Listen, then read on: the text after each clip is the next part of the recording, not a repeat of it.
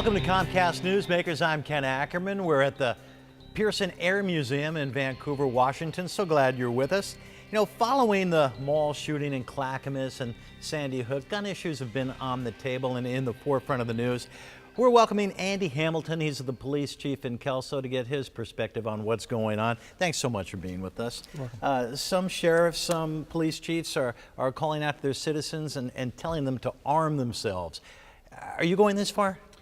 No, I haven't done that.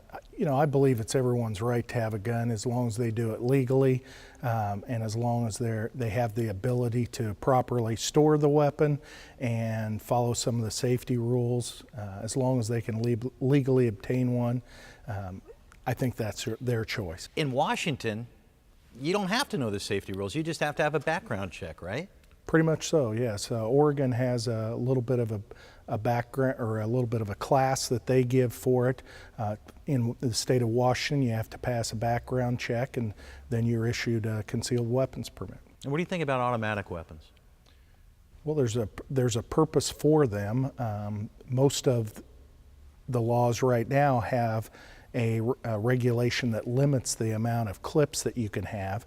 Of course, we live in an area where there are numbers of hunters. They're not using automatic weapons, but there definitely is a place for them as far as patrol cars and through people who have a proper use for them.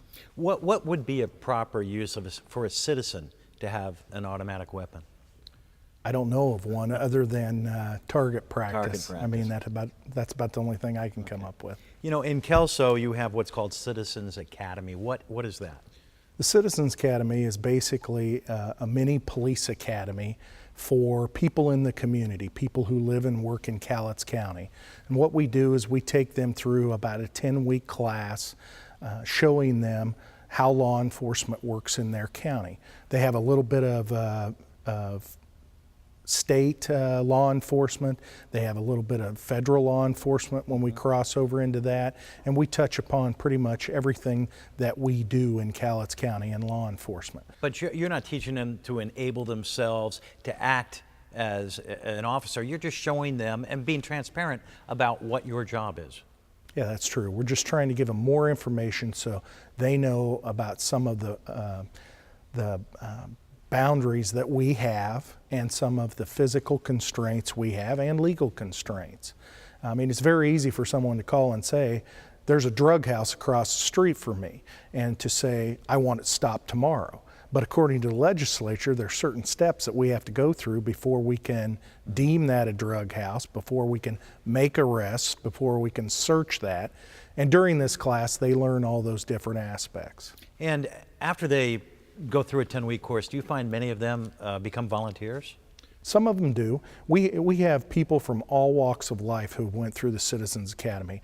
I think we're in almost our 20th year here doing it in Cowlitz County. We've had people from all walks of life. Some do come around and go into maybe a reserve program as a reserve police officer. I mean, they have their own career and they enjoy their career, but they find that that's something they may have been in the back of their mind they always wanted to do, and they'll work with that.